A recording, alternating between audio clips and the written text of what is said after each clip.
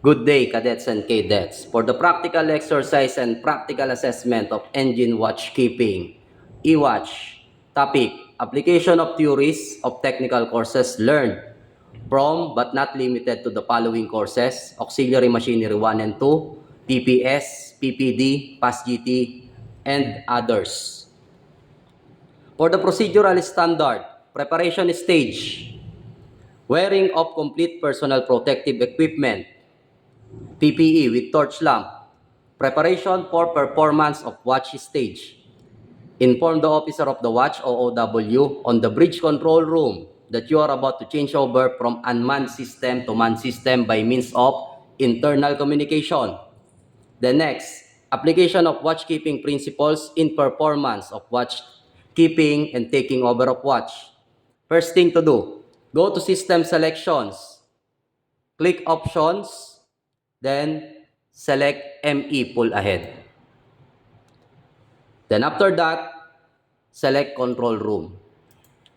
Then, on the ECR local maneuvering station, we are about to locate console. Control mode should be changed over to control room. Control mode, now the control is on the bridge. Then by informing the officer of the watch on the bridge, they are about to change it over. So first thing to do, go to the bridge, inform the officer of the watch that they need to change it over from bridge control to control room or engine control room. Then on our side at the engine room, we are about to acknowledge it. Go back to control room, locate the console once again. Then after that, control mode from bridge needs to be changed over to control room. However, since we are going to take over the main engine once again, we need to raise the lever.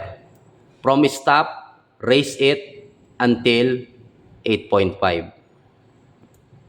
Then after that, change it over to control room. Then verify the main engine speed. It should be 100 RPM. If it is increasing, all you have to do is just to simply decrease it and put it only until 100 RPM. Then monitor the ME speed, 100 RPM only. Then next thing to do, locate ECRP01.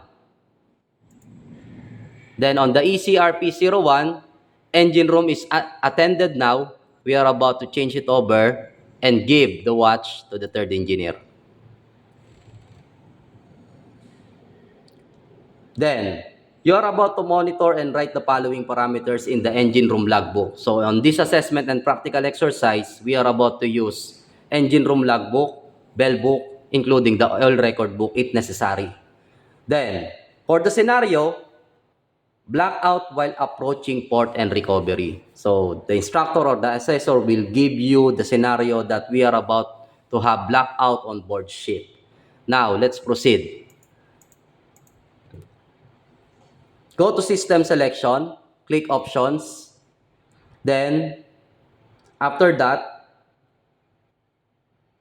click dead. Then for the emergency generator start up, acknowledge all the alarms. Go to system selection, then click emergency generator. Then, go to switchboard panel of emergency generator. Emergency generator switchboard panel. Then after that, control of EG breaker and tie breaker to MSB. Now it is on manual. All we have to do is just to confirm if it is on the manual mode. Then after that, control of tiebreaker MSB switch should be set to emergency supply of MSB, which is from normal operation, we are going to change it over to emergency supply of MSB. Then next, emergency generator start up with hydraulic starter. First thing to do, Short supply of button, off button should be pressed for a few seconds.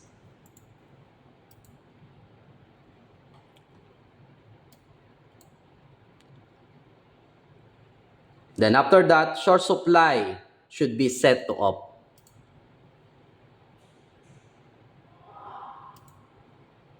Then next, emergency generator, diesel oil tank outlet valve should be open.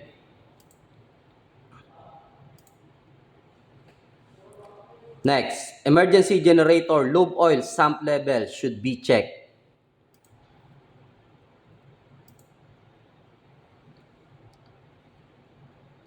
Next, emergency generator operation switch should be set to manual.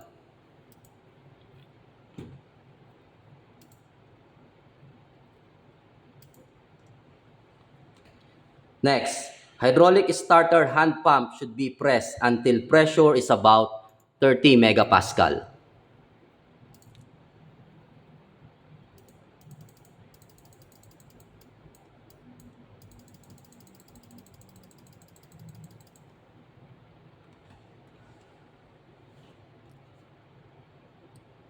Next, starting lever should be pressed for a few seconds.